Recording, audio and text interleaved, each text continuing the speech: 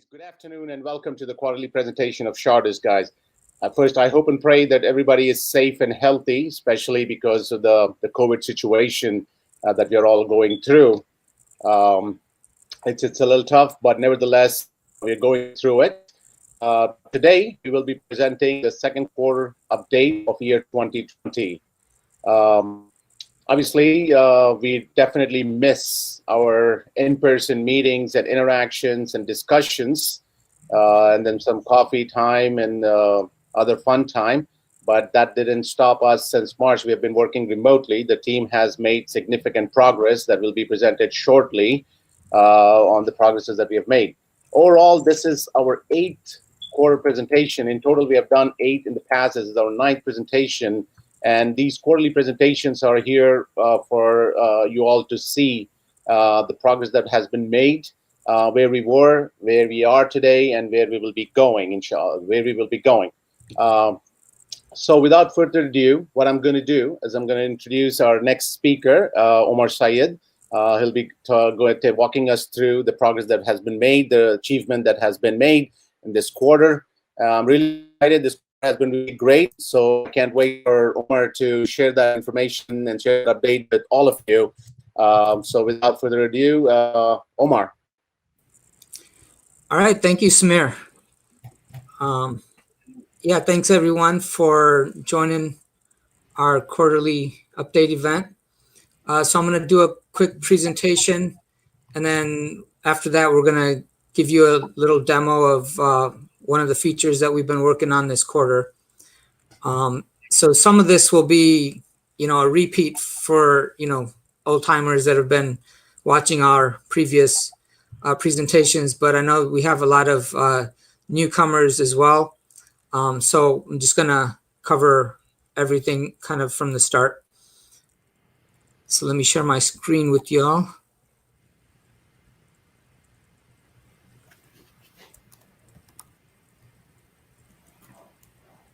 All right. So hopefully you guys can see the slide deck. Yeah.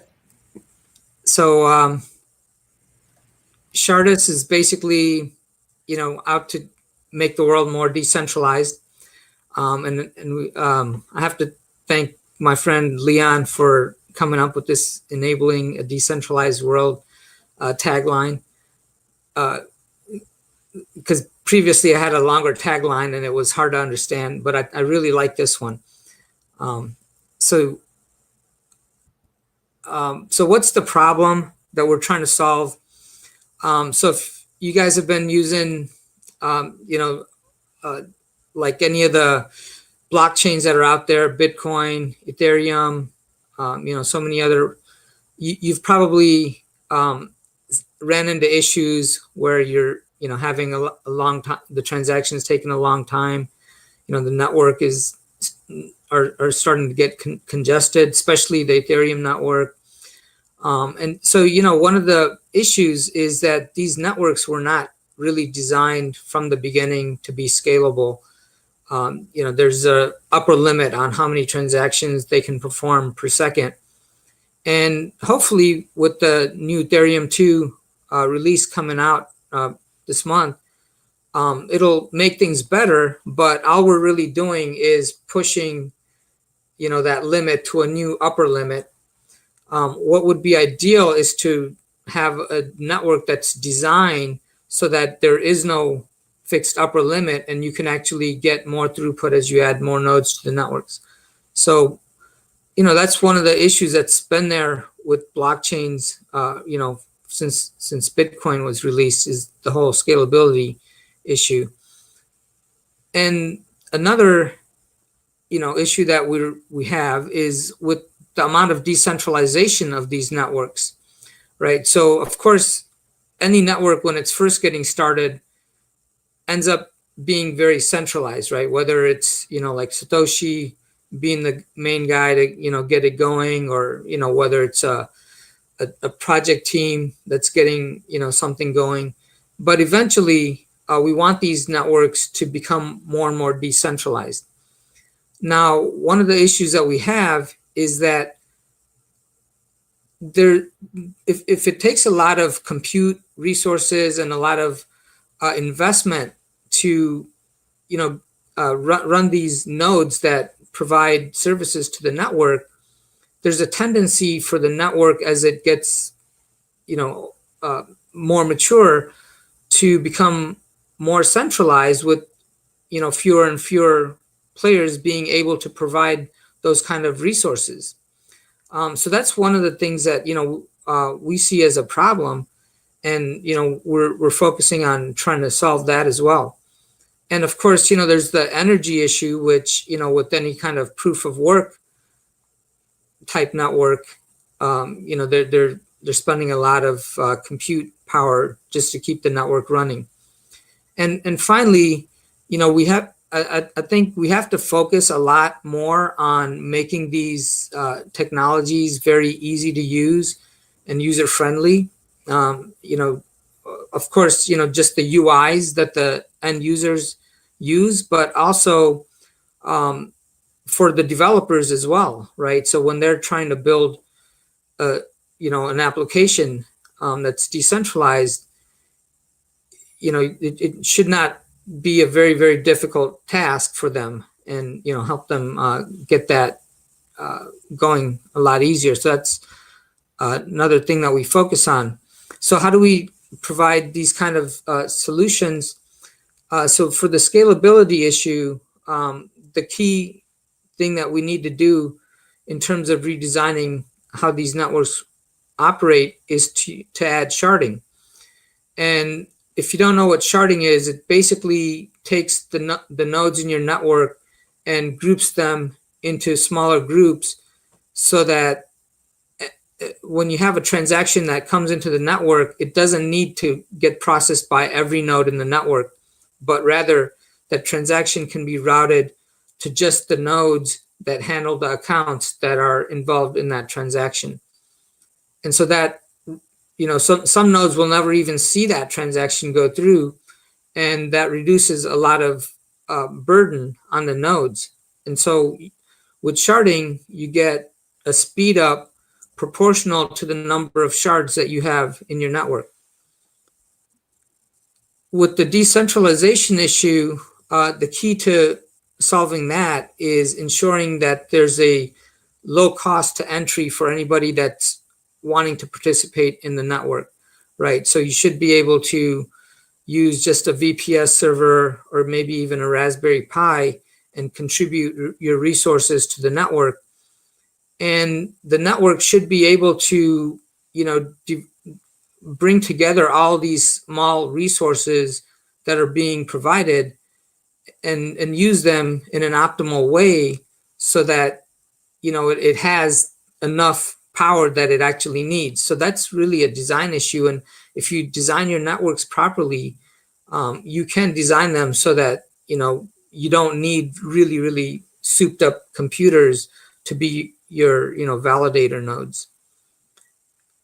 And then, of course, the energy issue is that, you know, basically we want to avoid using any kind of proof of work type consensus, and, you know, focus more on the proof of stake or the PBFT type consensus algorithms.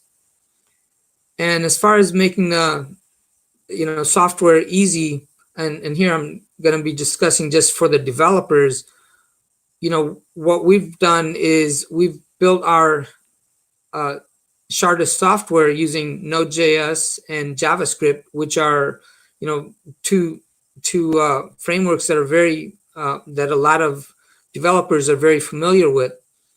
So it makes it easy for them to get started in, you know, building their own network using Shardus. So to kind of understand how Shardus fits in the whole picture, so Shardus is really just the software. It's not going to be a network by itself that's, you know, run and operated, but you can use the Shardus software to create your own decentralized networks with it.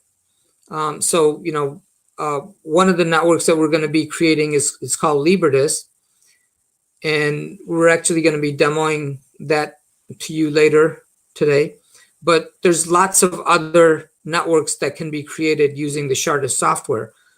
For example, if somebody wanted to do something like a smart contract platform, they could use Shardus, add a VM to that, add a smart contracting language, and spin up a decentralized network that is basically kind of similar to Ethereum and a lot of the other projects that are building things that are similar to Ethereum.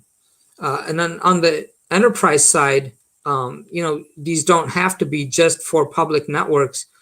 Shardus software could be used for private company networks that are behind firewalls and such, or networks that are basically a consortium of a bunch of companies that are working together, where they have to interact with each other. So those type of networks could also be built with Shardus.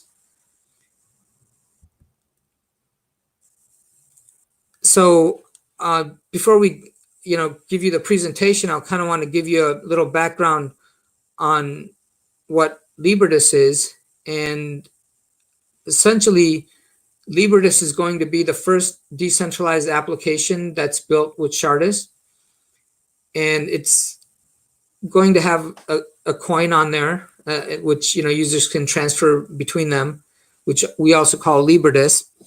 And then in addition, there's a messaging system where users can send messages to one another. It's point to point, and so that way users are able to communicate and not just be able to send coins, but be able to send end-to-end encrypted messages to each other as well. And the system has a decentralized autonomous organization, usually referred to as a DAO. And what that allows the system to do is sort of have a consensus among the people that are participating in the network on what the network parameters should be. For example, what should be the transaction fees, how much should the node rewards be, and so forth. And in addition to that, the system will have a governance system for funding proposals. And if you're familiar with how Dash works, they have a system where people can propose ideas, and then the people that operate the Dash master nodes can vote on whether to fund those ideas or not. And that's kind of the inspiration that we used in creating this funding proposal system within Liberdis. Except it's not going to be just like the validator nodes, but actually every person that has coins in the system will be able to participate in deciding what proposals would get funded.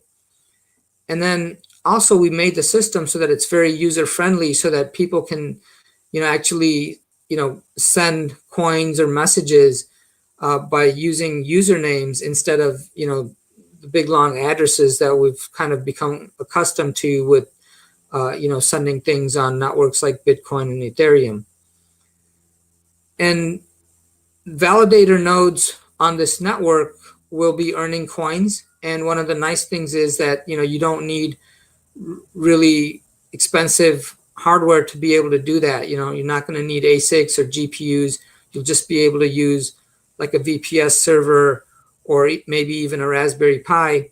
And in fact, last quarter, we demonstrated, a node joining the network using a VPS, server as well as using a Raspberry Pi. And so you can learn more about it at liberdis.com. So as far as the roadmap of, where Shardus is going and where it came from, we've been doing these presentations since 2018, and the project actually, we've been operating since about like late 2017. And so over time, we've demonstrated our consensus algorithm, shown our distributed ledger, showed sharding working in a static network. Then we showed sharding working in a dynamic network, and that actually showed linear scaling, where as we added more nodes to the network, you could actually see the throughput, the transaction throughput of the network going up and up. And then we showed the Liberdis software as well in some of our past demonstrations. And right now what we're doing is we're trying to work towards a stable test net for Liberdis that we can have up and running. And this past quarter, we have had a small test net running, but one of the issues is that whenever we updated the software, we had to take the whole network down and then, update the software and then bring the network back up. And if you had created an account in the network, that account would be lost. And so, that's one of the things that we've been working on fixing this quarter, and we'll be demonstrating that. And we're hoping to have our mainnet ready for Liberdis by the end of this year.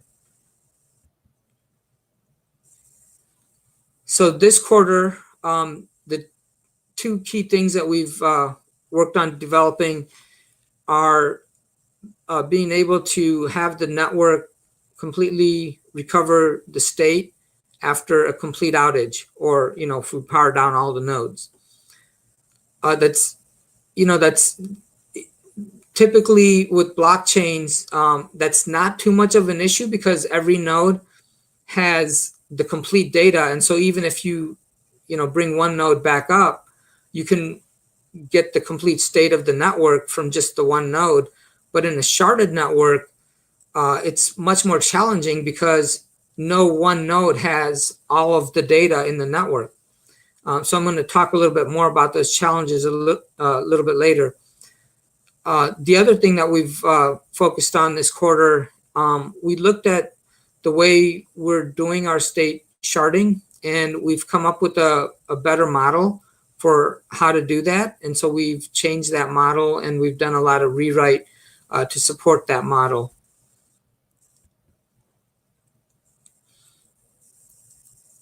So aside from the technical stuff, some of the other things that happened this quarter, we've gotten an official listing on CoinMarketCap, and we've also listed on an exchange called Probit, and that actually started last Monday. And so, you can go and check out how Shardus is doing there if you're interested in trading and things like that. And then also later this year, we've been invited to do a presentation at the Wyoming Blockchain Conference. So I'm really looking forward to presenting there. Next quarter, basically, we're going to continue working on making improvements to Liberdis, enhancing the UI, the experience, making the network more stable and robust. And the other area that we need help from the community is, just participating in the Liberdis network and helping us decide what are some of the network parameters that we want to use when we launch this network. What are the economics parameters that we want to use with this network and so forth. And so, we're going to set up a Discord channel for that, and, people can join and participate and, help us decide and, what those parameters should be when we launch the network. And then on the Shardus side, we're going to continue making improvements to the robustness of the code. And then also we're going to be adding some improvements to our archive servers so that we can now query those in preparation for creating an explorer and being able to prove transactions have gone through and get receipts and so forth. So now we'll move on to the demo. So my timing was good, 20 minutes. So Amir and Andrew are gonna present this demo, and just before they get started, I want to kind of give you an idea of why this is important. So as I mentioned earlier, in a sharded network, no one node holds all of the data for the complete state of the network. So every node has, maybe a subset of the accounts that are in the network. And it's, all of these nodes taken together that we have the complete state of the network. So if you were to bring down all of the nodes and then restart them, well, what if some of the nodes don't come back, and you might only have, like, say, 50% of the nodes come back, or, maybe 10% or 15%. Well, now you have, an issue with how are you going to reconstruct the original state that you had if not all the nodes return. So that's, a really tough technical problem, and we've solved that this quarter. The other thing is that when nodes do come back to the network assigns the node its node ID, which in turn determines what accounts that node is going to be holding. And so when it returns to the network, it may be assigned to a different part of the network than it was previously. And so the data that it has may not even be the data that it needs after it comes back and joins the network. And so that's another big issue. And, we've solved that one as well. We have the nodes, communicate and exchange the data and, figure out who needs to get what. And so, so these are pretty tough technical problems when you have a sharded network. And, we've solved those problems this quarter. And that's what we're going to be demonstrating to you. So with that, I'll turn it over to Amir. Okay, there we go. Cool. All right, so today's demo, what we're going to show is a network recovering from a 100% network outage. So I have a Shardus network going already, and it is running, and we can see it over at monitor.liberdis.com. And as you guys can see, we have 20 nodes all running along happily up to about almost 200 cycles now. And if if people watching the stream right now go to test.liberdis.com, you can create an account and start, using the Liberdis app, which is running on the nodes that are shown up here. So I'm going to go ahead and make an account for myself. All right, cool. I'm going to make an account as well. So if you're at home watching this, you could go to test.liberdis.com and try to create an account there.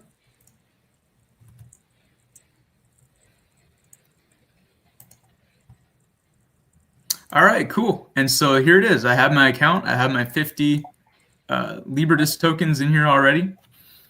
And yeah, Liberdis coins. Because they're the mainnet coins. So LBD is the symbol for them. But I can, if someone else has created an account, I can send you a message. Yeah, my account is Omar, OMAR. And mine is Samir. Samir? Andrew. All right, let's see. See if I can, how's it going?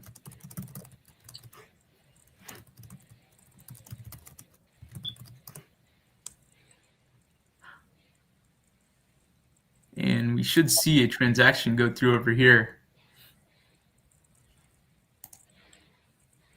There it goes. Awesome. Yep. And on my screen, I just got a little red dot showing me that I got a message. I just got a message from Greg saying Greg is the best core dev on the Shardus team. And 100% agree. I agree with that as well. If anybody wants to try to send me some coins, my username is Omar. Now, the thing is, underneath, we're actually using addresses. So the username gets mapped to an address, and then, the client looks it up and actually sends it based on the address. And if you wanted to see what your address was, you can go to receive, go to the wallet tab and click receive, and then you can actually see what your address is there. Right. So yeah, as you guys can see, we got this network running. You can use it. You can send messages, send coins, just kind of use it like normal.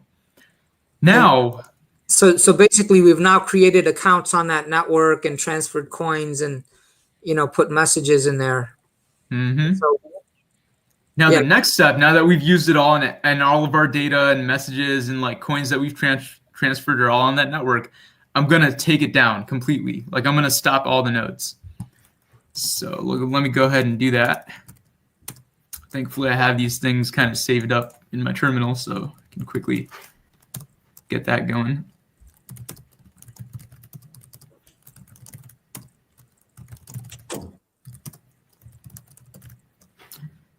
And there we go, stopping the net. I'll make sure all the nodes are actually down. Yeah. Can you see the animation while after so when I take down the network, the monitor gets taken down too. So when I refresh the page, it'll become like unable to connect. So no monitor, no network anymore. Excellent. And if you go to your client page, you'll see this like rotating circle, meaning that it can't talk to the back end because I just took it down. Yep. All right. So now that we've taken it down, we've launched the network. We've had everyone kind of use it to their heart's content.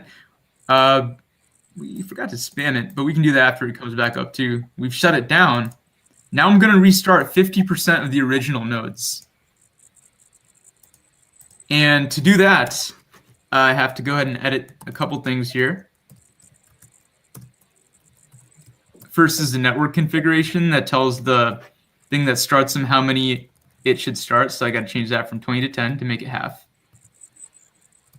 And just so you know, we're currently running all these nodes on one computer just to make the demo a little bit easier. But we could actually spin up these nodes on AWS where each node is running on its own instance. And as you can also spin up these nodes on a VPS server or a Raspberry Pi as well. But for the sake of this demo, to keep things kind of fast, we're just spinning up all these nodes on one computer. Right. And if you guys are watching my screen, you can see me writing up this giant RM command to delete the nodes that, like half of the nodes that we've taken down, so I can start up 50% of the original nodes that were there. So I'm going to go ahead and delete those. It's a little bit nerve-wracking. All right, done. And then we are going to start the nodes that are remaining. And there it goes. This is very nerve-wracking. Right. And there we go. All right, cool. They're coming back online. So as you can see, we started 10 instead of 20. So originally we had 20 nodes. We took them all down, and now we're starting up half of them. And the reason for that is to show that even though you only start up half the nodes, we can get the network going and have all the original data. Now, are you going to be adding some new nodes that weren't part of the original network? Right. That's the next step. So after we restart 50% of the original nodes who have the data from before, we're going to start another 50% nodes as new nodes. And once those guys are up, they'll talk to the old nodes and they'll all like distribute the data amongst themselves so that it's able to process new transactions with all of the original data. So as soon as these 10 nodes come up, these are the nodes that has participated in the previous network. Can I send some money in a quick transaction before you add new nodes? Yeah. So when the new nodes come up and then we start 50% more, like get it back to the original number, we should be able to use the app as we were before. But we need to get back to the complete number of original nodes before the network says it's going to start accepting, transactions. I see. Okay. Right. And the reason for that is because, it wants to restore itself back to the original number of nodes that were there before it got stopped. So it remembers how many nodes there were. And you might need that because if your transaction throughput was really high, now if you had a lot fewer nodes, you're not going to be able to do that transaction throughput with the fewer nodes, right? So you need to get back to the original number of nodes before you can start accepting transactions. Excellent. All right, so it looks like the 10 nodes from before have started up again. There are 10 original nodes. Now we're going to start another 10 new nodes. And you can see that those nodes have not gone green, right? So green means that the node is now accepting transactions to process. So when you see them going green, that's when your front end app will start working. But right now those nodes have started, but they're just waiting for more nodes to come, because they need to get back to that original number before they can actually sync and exchange the data and then start accepting transactions. Yep. And so I've started the 10 new nodes. You can see there are gray dots on the screen. They're starting to join the network. And once we get back up to about 20 active nodes, they'll all go green. They'll distribute the old data amongst themselves. Then we'll be able to start using the app again. And the reason why they don't start sharing data yet, I mean, these nodes are coming into network, but they're getting idle right now. And they do, some of those original nodes have the data, but they're not distributing it yet because it depends on where those nodes end up, right? So you're not going to know which node is going to need what data until we've got all the nodes assigned to their locations in the network. Yep, that makes sense. So these nodes are coming in. Let's see here. We got up to 15. Got to get another 5, and it should be good to go. So while we're waiting on this one, so I see basically these nodes came up and they're trying to get ready to start accepting the transactions. What is happening? What is going on? Is the data, when will they be green? When will they be ready? What does that mean to me when it's green? So right now they're in this state called safety mode, where they've noticed that, oh, we had data from before and now we started up again. And instead of starting an entire new network, like if I'm a node who had data from before, I'm going to tell everybody else that, hey guys, let's go into safety mode, so that if we get the number of nodes that was there before back in, we can give this old data to them and then continue running the network with the old data that we have. So when they're yellow right now, they're in safety mode. And right now they just got to 20 nodes. They're now passing the guys who had the old data are passing their data to the new ones that came in, so that everyone has it distributed out.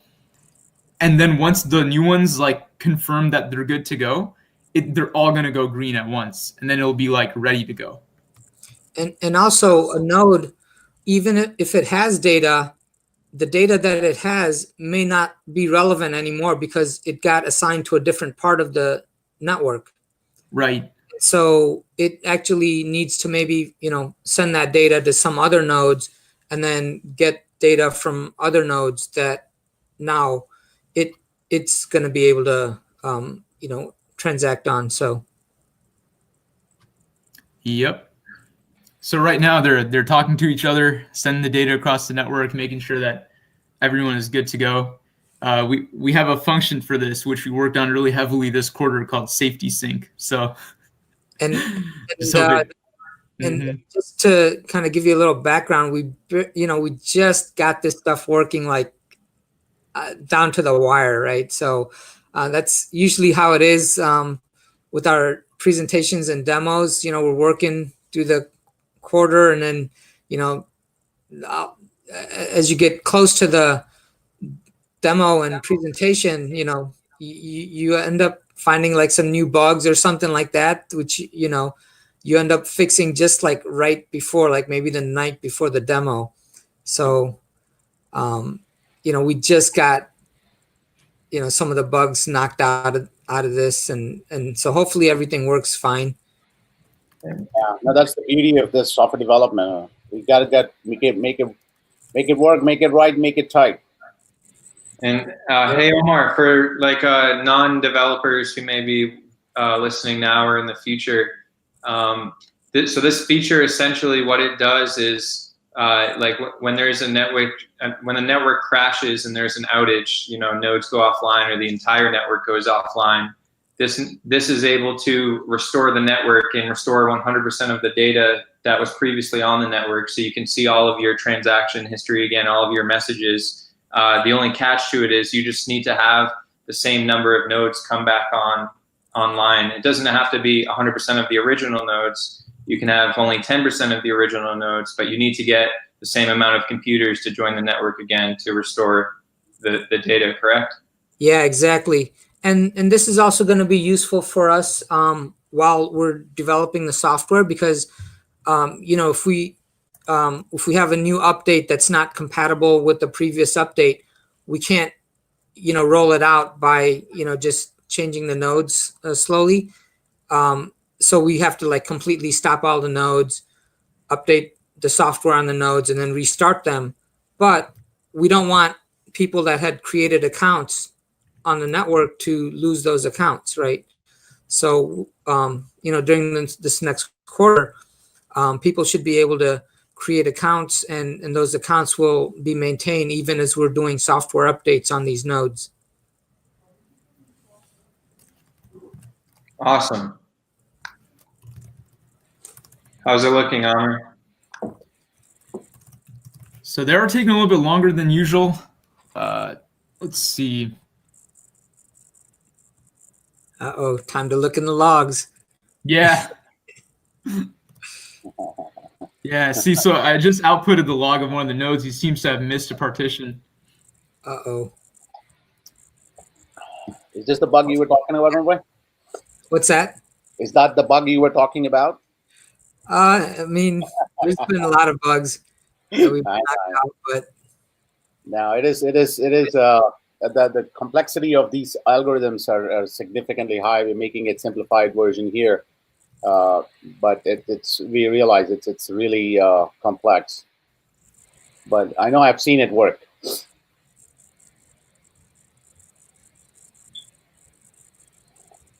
well, it's not been a really good day for demos today, huh? Yeah.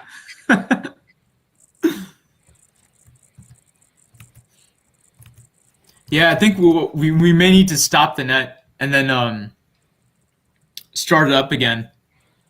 All right, try it.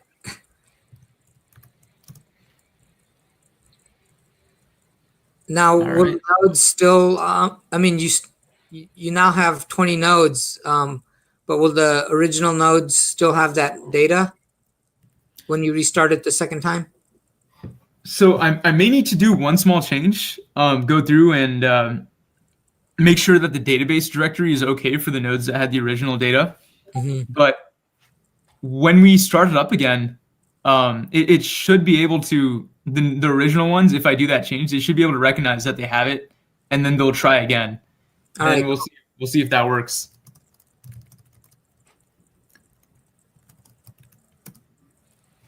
Perhaps while Amir is trying to do that, maybe we can move to the next segment and maybe explain what the demo was going to present. I think Amir did a great job in explaining us what the demo was going to demonstrate on that one. So while Amir is doing this, maybe we can in the meantime do the next segment. Well, the next segment was the conclusion. So, well, yeah, and we still want to spam the network too and show, 200 transactions per second. So if we can't recover the network, maybe we could just start a new fresh network and spam it. But I won't count us out yet on the snapshot feature. Let's give Amr a second here and see what happens. All right, let's see what we can do. Maybe Andrew has some good vocals, could sing us some elevator music in the meantime to pass the time while Amr sets this back up for us. I don't know if anybody wants that. But I guess, so earlier we were talking about how the nodes don't end up in the same spot in the network from when they got shut down before. And that's a very intentional feature because it's part of the security of our network that, if you just let every node pick where it wanted to be in the network, then that's a security hole. So we have deterministic algorithms that make sure nodes are placed randomly locations. It's deterministic, but yet there's some randomness that's generated by the network, which eventually ends up determining where the node will go. Because you definitely also don't want the node to be able to calculate where it's going to end up as well. So, but yeah, no, that's a really good point Andrew brought up, is that, in these networks, especially when the network is sharded, there's an attack called a shard takeover attack, which basically, if you're not careful, an attacker could get all of his nodes within a shard, right? And since a shard is a small subset of the whole network, then, that attacker's node would sort of be able to dictate what happens with the accounts that are, in that part of the network. And so at that point, an attacker could, give himself a bigger balance, or, delete, somebody else's coins, and all kinds of havoc like that. Because he has the dominant number of nodes in that shard. So to prevent that, you don't allow a node to choose where it's going to go in the network.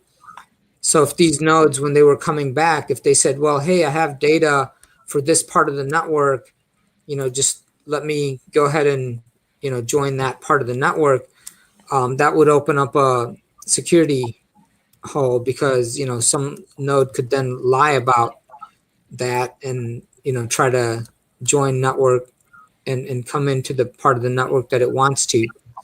So. Yeah, and hey, Omar, speaking of, security and hackers, things like that, the other day you shared that, they found in the boot process used on like millions of devices on Linux and Windows, they found a bug in the boot process, and that's been looked at by thousands of developers. So, with all new decentralized technology, what are you and the dev team plans here for Shardus in the future to ensure security?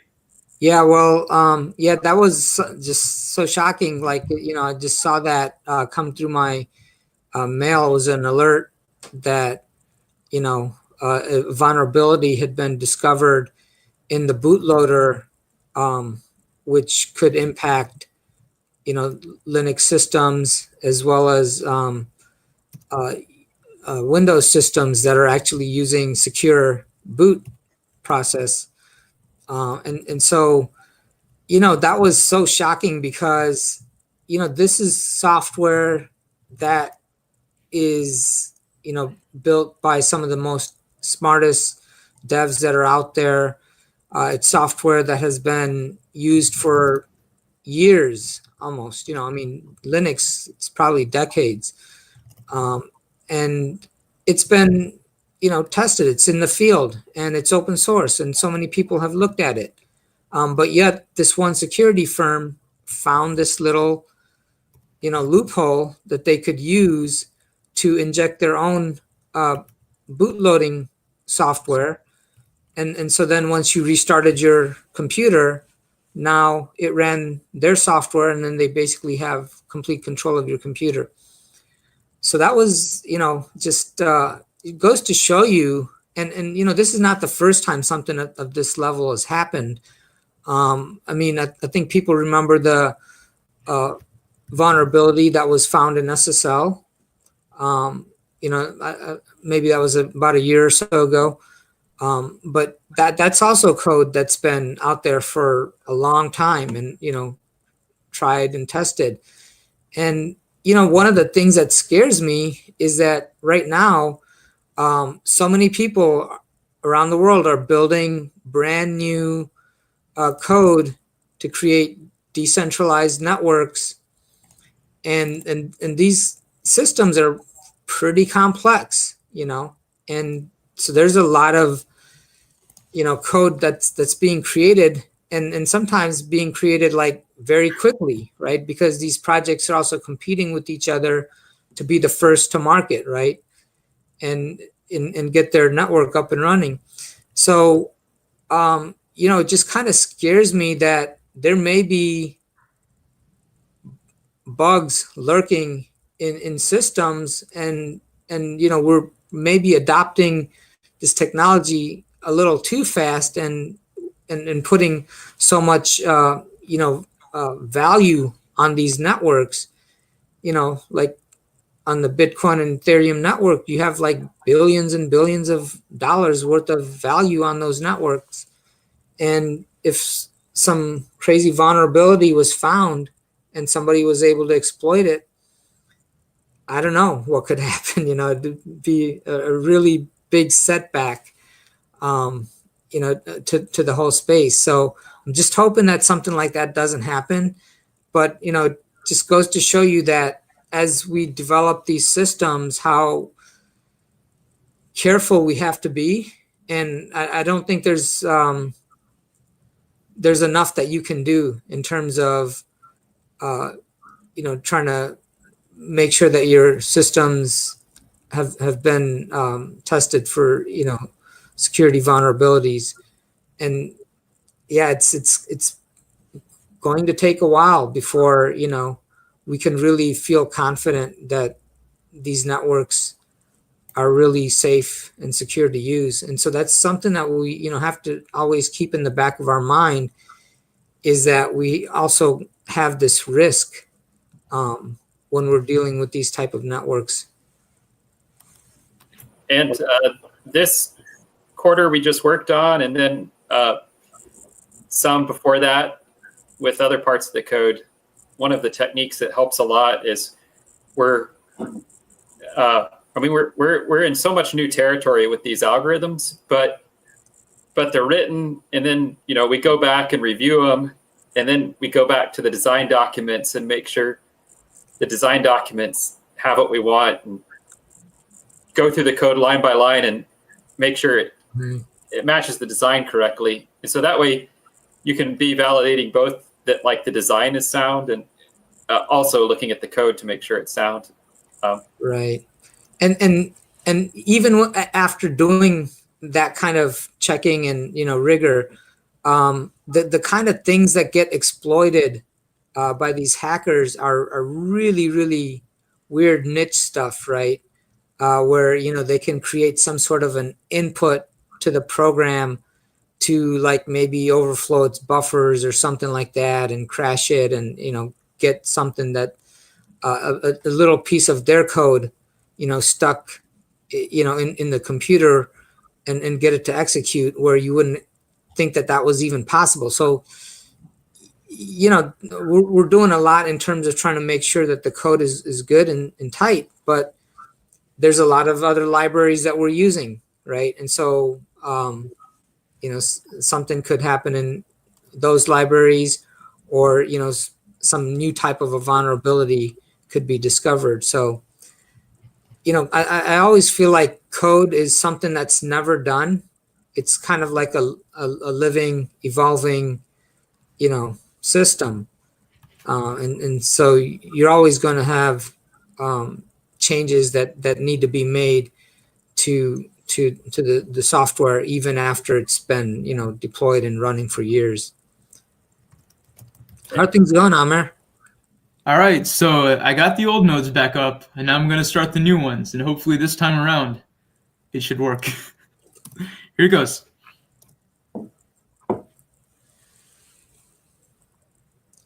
Cool. So the nodes that are yellow right now are the nodes from the original network, and they have the data. And the nodes that are in gray are some new nodes that knew nothing about the previous network and are just now coming in and joining this network. And so they don't have any data that they could share. and so it'll take a little while for these additional nodes to join up and become a part of the network.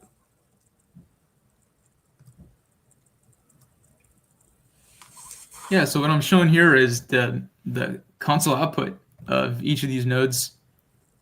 It may take a little bit longer to join this time around because I made a setting there to do it a little bit slower so as not to overwhelm them. Hopefully, it'd make it more stable.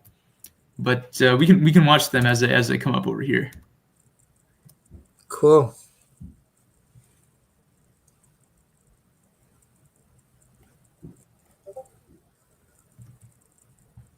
Oh wow.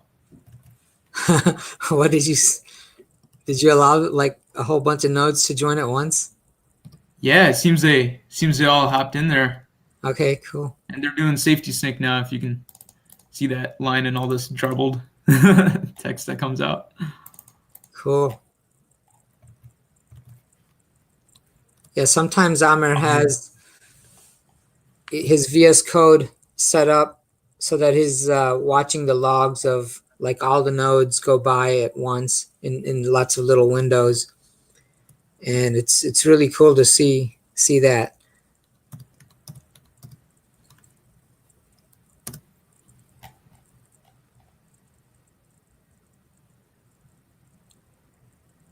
Hopefully, we don't have any nodes complaining that they're not able to find some partitions.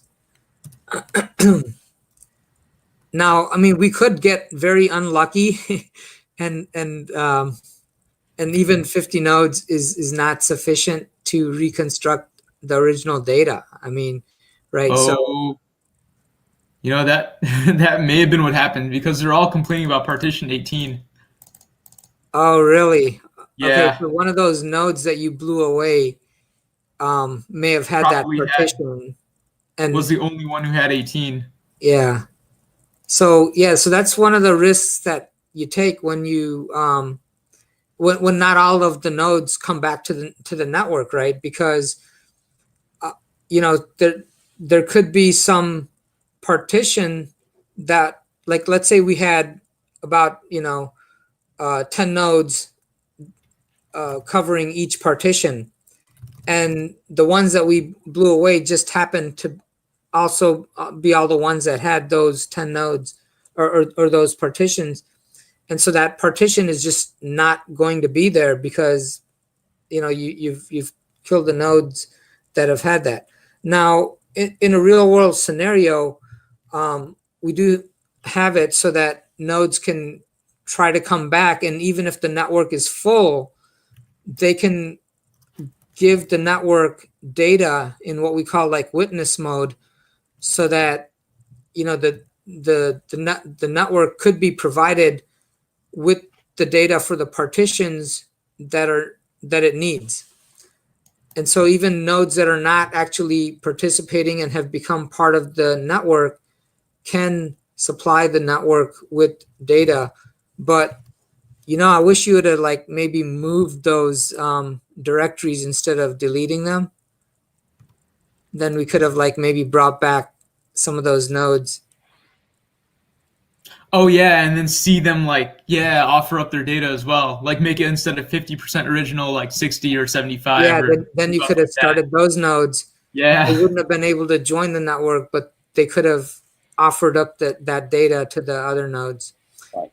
But I think in the quick time check, and I think that this is great information. I think one of the best things about Shardus is being transparent of where we are, what we're doing, and what we're working on. And obviously, as you have seen, we are doing right what we have. And I remember I mentioned that, down to the wire, we're working late nights, and we just fixed a bunch of bugs. And so in the interest of the time, obviously, we have solutions for all of this. Well, in this particular case, this is not really due to a bug. Yeah, it's just that we got very unlucky. Yeah. In that the nodes that we removed happen to all be the nodes that covered one of the partitions. Yep. So could we quickly maybe try to restart just a fresh network and show the 200 TPS, or would you guys like to Well, wrap? I think it'd be yeah, valuable. we'll probably pass on that because we've done that kind of a demo in previous videos or the previous presentations. But yeah, I mean, we're already past the 2-hour time, and so we'll probably wrap it up for now. And maybe what we'll do is we'll make another video just offline of this demonstration, and then also post that on our YouTube channel so that people can actually see what it was like, right? So. And then this is a good segue into our next quarter presentation, where we're going to demonstrate this in our next quarter presentation. Yeah, part of what we do. Yeah. We will include that. But thank you for everyone who took the time to join and watch this presentation today. One of the things we discussed is that the decentralized space is continuously evolving. There are new use cases popping up every day. If you're just a developer interested in developing applications that are decentralized, we'd love to talk with you about Shardus and how it can help you. If you're interested in the Shardus project and you want to contribute, we'd love to talk with you as well. Overall, if you have any value to provide, we'd love to learn about it. Anything you want to learn from us, we'd be happy to teach you and answer your questions. So thanks to you all so much for joining. As we mentioned, we're sharing updates and progress in our development every single quarter. So we will be back in quarter 3 or at the end of quarter 3 to show you our Q3 progress. We'll get this completely worked out with the snapshot feature, although Omar mentioned it wasn't a bug. I'm sure we'll go back and rethink, how we could potentially avoid this situation in the future, and show you some exciting updates in the Shardus software next quarter. Thank you all very much for your time. Have a great day and stay healthy. Hey everybody. This is a follow-up to the network recovery test from the quarter 2 demonstration. I'm going to go into a little bit about what went wrong in that test, and then show you what parameters we changed to make it work, and then hopefully have it work successfully this time. So without further ado, let's get started. I'm going to share my screen. There we go. So as you can see here, I have a network of 20 nodes already started up. Started up on the server, and here it is. There's the instances folder.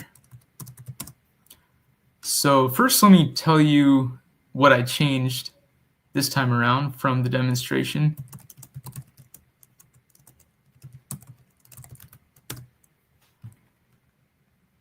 So I pulled up the differences in the files that we used for the configuration parameters. Before, we had used a max syncing per cycle set to 5. In this test, we upped that to 20 and 20, max join and max syncing.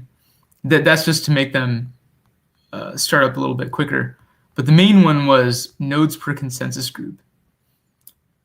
Nodes per consensus group was set to 5 in the demonstration that we ran earlier.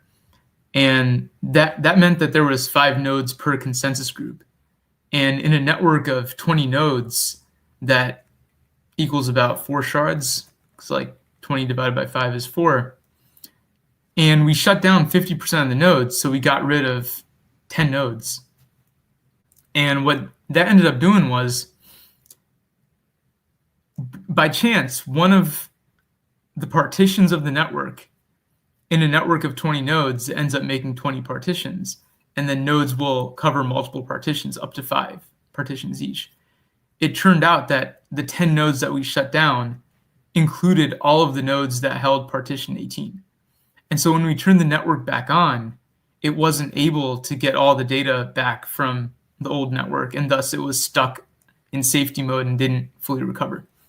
So we realized that 5 nodes per consensus group was too small for a network of 20 nodes, and getting rid of like 10 out of a network of 20 nodes. So we upped that to 10 this time around, and hopefully that should make things work.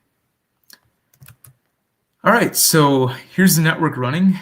I'm going to go ahead and create an account for myself.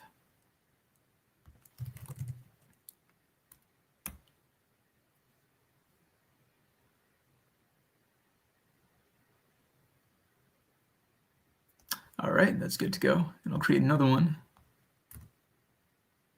I'm not creative. I'm just going to use my name and then number 2.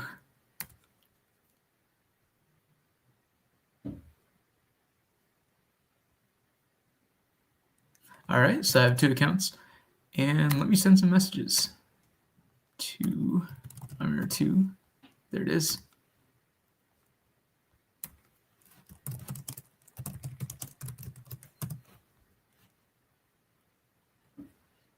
And it should send in a little bit. You could probably watch the transaction come through here.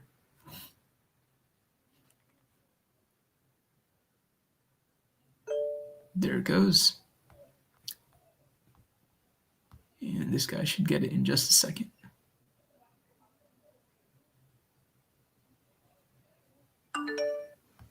All right, came through. Sweet. So we're able to send messages. Now let's spam the transactions a little bit on this network and see how it handles that.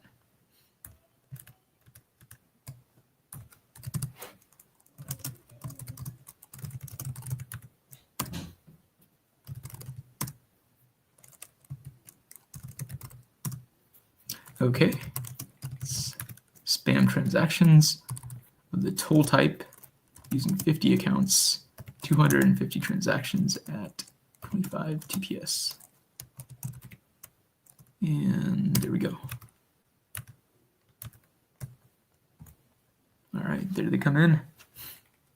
Should go for about 10 seconds.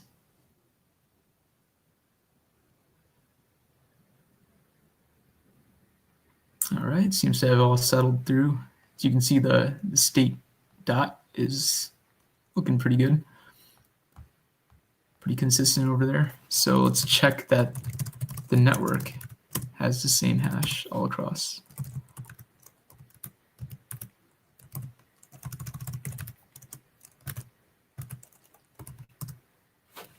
Yeah, looks about good. And yep, not missing any nodes there. All right, sweet. Let's shut it down. And our network should now start going down. And if I refresh this page, because the monitor server is also shut down when I did that, it should be gone. All right, cool. And both of these guys should now be not able to, connect to the backend. Awesome. All right, so now let's turn back on 50% of the nodes. And to do that, I will make a couple changes here.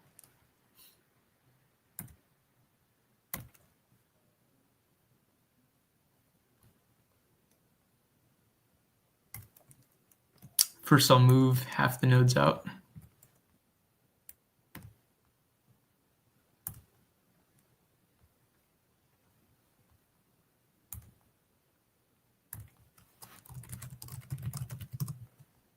Into a separate folder. All right.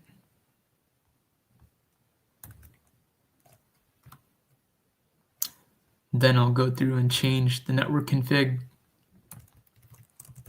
to make that 10 nodes instead of 20, because we're going to start up half of them.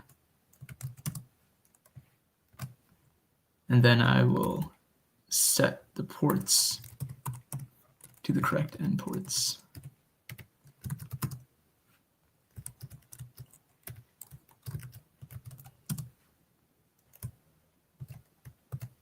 Okay. So I think that's good. Let's go ahead and start the new network.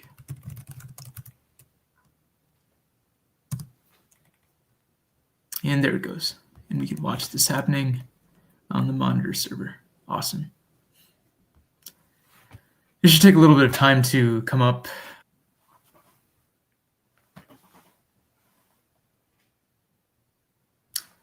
So as you can see, like we started up 10 nodes, should be about half of the network. And because this time around we have 10 nodes per consensus group instead of 5, we should have the chances of us deleting all the nodes that held a certain shard in the network is a lot less. So that should, if it happens again, well, we got extremely unlucky, but that should prevent us from not being able to recover the network. So we got that, we're waiting for that last. All right.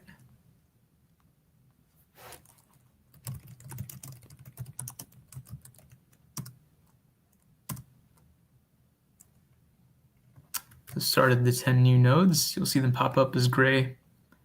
Then once they join the network, they'll go yellow. And then once the network sees that it has 20 nodes total, it'll get out of safety mode, which is what it's been this whole time, and distribute the data from the old nodes to the new nodes. And then everything will go active, and we should be able to see that our accounts still exist. Unless we get extremely unlucky again.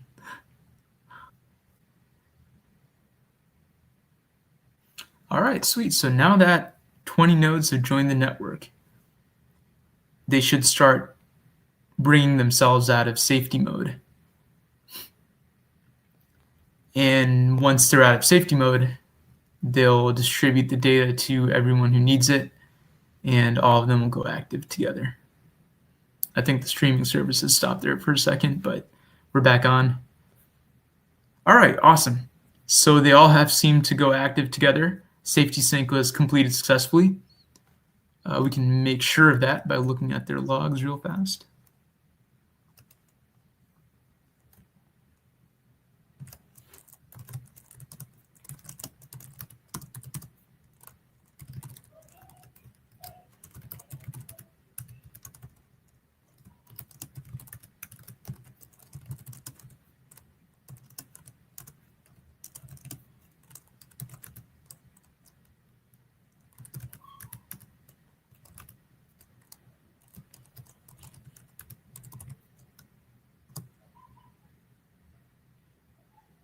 Cool. So no errors there. And then let's just make sure that the hash is the same across the network still.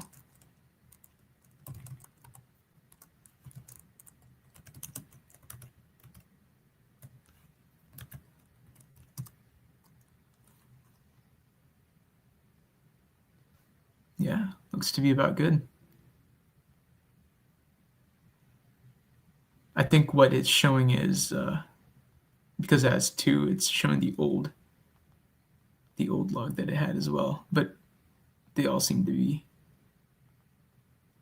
of the same hash. So, all right, cool. Let's log into the accounts and see if that's the same. If I log out here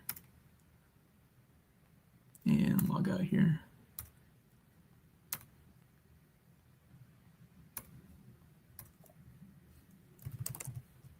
Oops, caps. All right, sign in. Awesome. Still have my message, still have my balance. And on this side,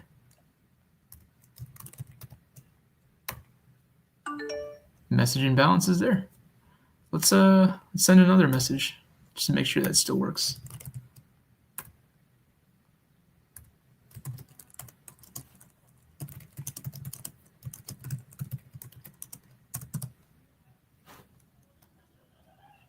And that should go through in just a second. You watch the monitor here. Yeah, one more transaction processed. And I think it was sent. Let's make sure we got it. It should come through in just a second. There it is. Awesome. All right, so that was a successful test of the Shardus network's ability to recover from a total outage where just 50% of the original nodes come back online. I hope you guys were able to follow along and I was able to explain clearly. And yeah, seems to have been a great test. Alrighty, thank you very much.